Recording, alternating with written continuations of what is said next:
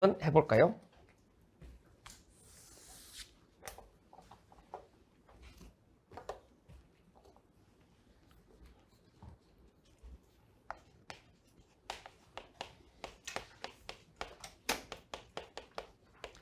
액체 연소는 이걸 아셔야 된다. 액체가 탄다? 아니.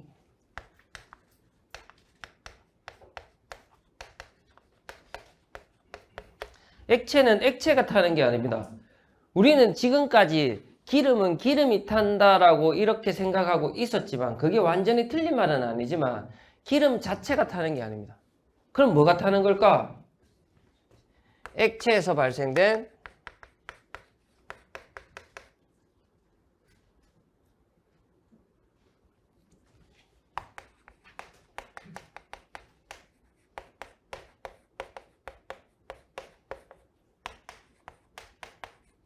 기체가 탄다. 액체에서 발생된 기체가 타는 겁니다. 주로 이제 증기라고 하는데 기체가 타는 겁니다. 그러면 어떻게 타는지 가르쳐 줄게요. 자, 이게 액체잖아. 열을 가하면 액체에 열을 가하면 뭐가 발생돼? 기체가 발생되는 거야. 그래서 이 기체가 삐링삐링삐링삐링 타니까 기체가 타니까 뭐가 보일까?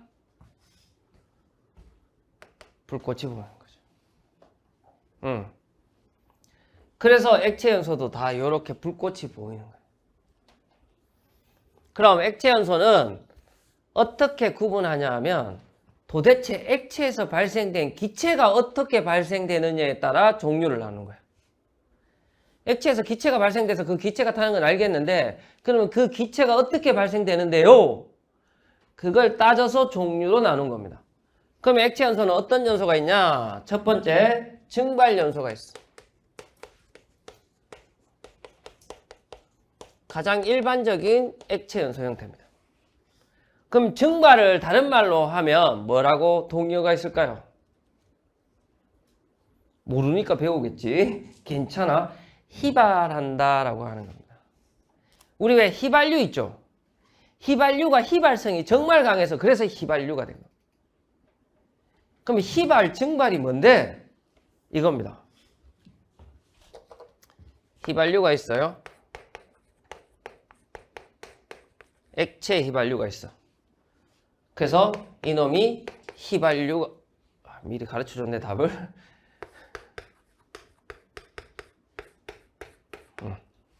이게 휘발한다, 증발한다라고 하는 겁니다.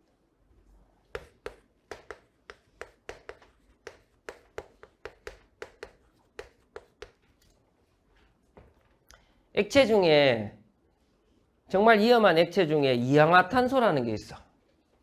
이氧화탄소는 연소 범위는 넓지 않지만 위험도가 1등인 가스거든요. 1.2에서 44.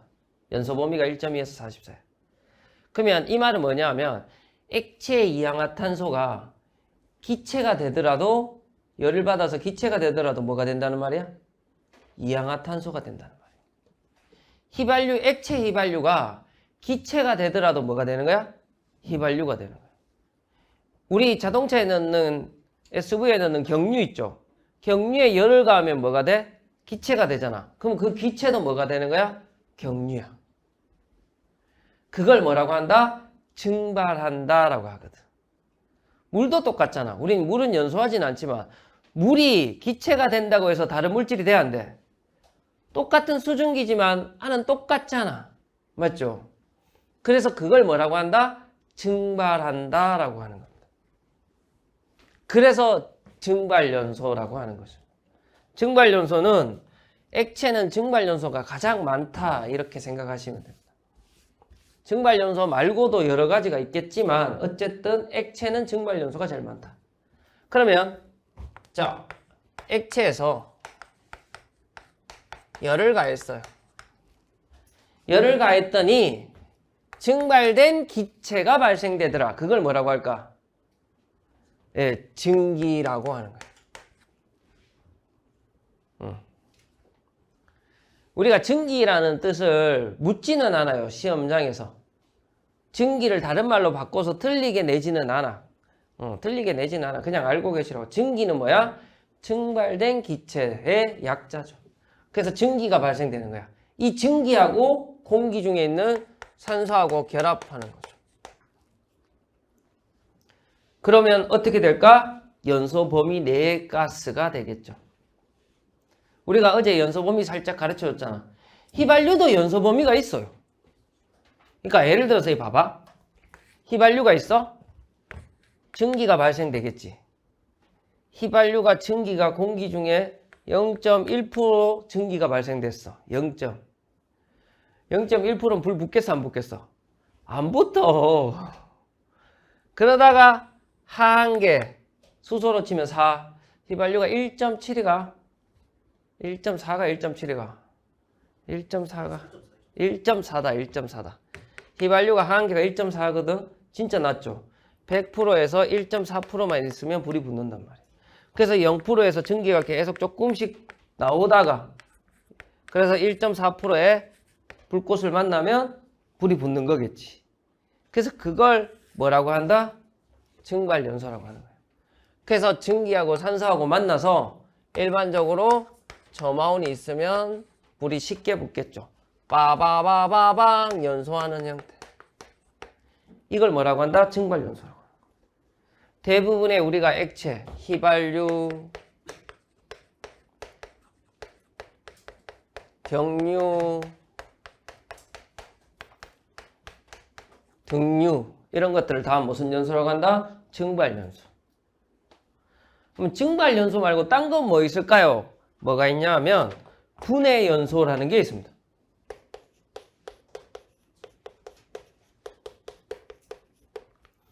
분해연소는 뭐냐 하면 자 봐봐.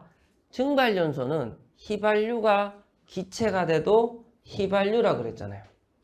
근데 기름 중에서도 좀 더러운 기름들이 있을 거 아닙니까? 우리가 보는 깨끗한 기름들 말고 막 시커먼 기름, 벙커CU 막 이런 것들. 여러분 벙커CU가 뭔지 알아요? 벙커CU가 뭐냐 하면 막걸리로 치면 위에 맑은 게 있고 그리고 완전 찌끄러기 있고 찌끄러기 위에 이렇게 막걸리하고 좀 섞인 부분이 있고 그 찌끄러기 위에 막걸리하고 조금 섞인 부분 그걸 벙커CU라는데 기름을 우리는 정제해서 쓰잖아요. 그래서 정제해서 휘발유도 정제하고 여러 가지 정제하다 보면 맨 밑에 돌덩어리하고 찌끄러기가 뭐냐 하면 아스팔트 나왔거든. 이 아스팔트 위에 시커먼 기름이 있습니다. 옛날에는 많이 썼는데 요즘은 잘 안 씁니다. 이게 환경오염이 너무 많이 되니까. 매연이 얼마나 많이 나오겠어요. 이 시커먼 기름을 벙커CU라고 하거든. 그럼 벙커CU를 열을 가하면 벙커CU 그대로 나오겠어요? 아니면 그 안에서 어떤 성분들이 변해서 다른 성분이 되겠어요? 그래, 다른 성분이 돼요. 그걸 뭐라고 해? 분해연소라고 해요. 분해한다라고 하거든. 그러니까 내 몸속에 어떤 여러 가지 물질이 있잖아. 그러면 열을 가하면 얘네들이 그 안에서 아주 복잡한 과정을 거쳐요. 그 과정이 어떤 과정인데요? 그걸 알면 우리 논문을 써야지. 그러니까 이렇게만 이해하시면 돼. 더러운 기름들이 열을 가하니까 그 안에서 성분들이 막 변해. 그래서 이걸 증기라고는 하지 않아. 증발됐다고 하지 않아, 이거는. 그래서 이건 그냥 기체라고 하는 거지. 그래서 보시면 액체에 열을 가하면 기체가 발생돼요. 근데 시험 문제는 이거 두 개를 바꿔내서 틀리게 내지는 않아. 알았죠? 그래서 기체가 발생됩니다. 이 기체하고 뭐가 필요해? 공기 중에 산소가 필요하겠지. 어떤 산소든. 산소하고 결합해서. 그럼 이 기체가 어떻게 발생된 기체일까요? 복잡한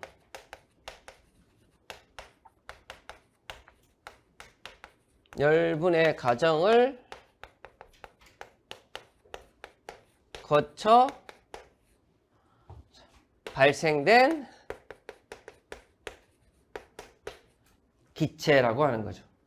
여기서 핵심 단어는 뭘까요? 밑에 갈로 중에. 아니, 열분해. 그 중에서도 더 핵심 단어는 뭘까? 분해. 그래서 분해 연소 이 설명을 할 때는 분해라는 단어가 꼭 들어가요. 이런 말들은 생략할 수도 있거든. 복잡은 맞아요. 우리가 왜 연소를 일어나려면 무슨 반응해야 되죠? 산화 반응해야 되잖아. 근데 그냥 산화 반응 솔직히 그냥 내가 했잖아. 그냥 산화 반응하면 연소가 안 일어난다고. 어떤 반응을 해야 돼? 격렬한 산화 반응을 해야 된다 그랬잖아. 근데 우리 시험 문제는 격렬한은 잘 안 써. 우리가 눈에 볼 때 연소라는 거는 진짜 격렬하게 산화 반응을 해야 되거든. 근데 그 격렬한은 생략을 많이 한단 말이에요. 이것도 마찬가지예요. 열분해라는 거는 진짜 복잡해요. 근데 이 복잡한이라는 말은 생략을 많이 해요. 근데 이 말은 거의 생략을 안 해요. 그래서 열분해라고도 하고 그냥 분해라는 단어도 쓰기 때문에 이 분해라는 단어는 꼭 아셔야 돼요. 그래서 어쨌든 기체가 발생돼. 그래서 산소하고 결합해서 빠바바바 점화운이 있으면 훨씬 쉽게 연소가 되겠죠. 연소하는 형태. 이걸 뭐라고 한다? 분해 연소라고 합니다. 겨울에 저는 지난 겨울에는 잘 안 들고 다녔는데 겨울에 저는 그거 많이 들고 다녔었는데 옛날에 서울의 초창기 때 물 뿌리는 거 있잖아. 그거 뭐라고 해요? 분무기. 그래. 왜냐면 여기 히터가 계속 나오잖아요. 정말 건조해요. 그래서 내 피부는 소중하니까 이 분무기를 이렇게 좀 많이 뿌려준단 말이에요. 그러면 좀 촉촉하단 말이에요. 그럼 분무기를 뿌리면 물의 입자가 어떻게 돼요? 진짜 작죠. 그런 연소, 분무기처럼 액체를 아주 작은 입자로 만들어서 연소하는 형태. 그걸 무슨 연소로 하냐 하면 분무연소라고 해요. 그걸 분무연소라고 해요. 분무에 동요가 있어. 그게 뭐냐 하면 액적.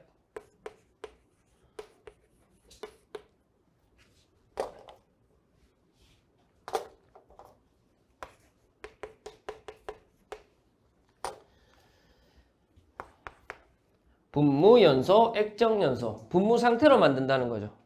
액체 미립화. 액체를 미립화 시키는 겁니다.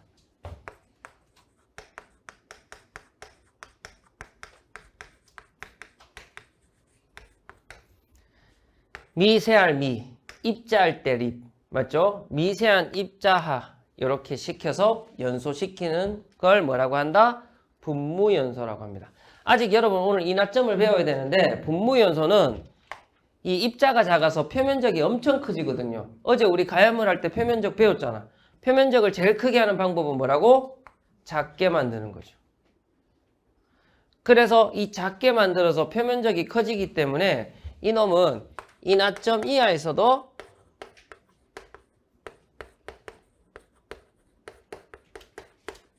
연소가 가능.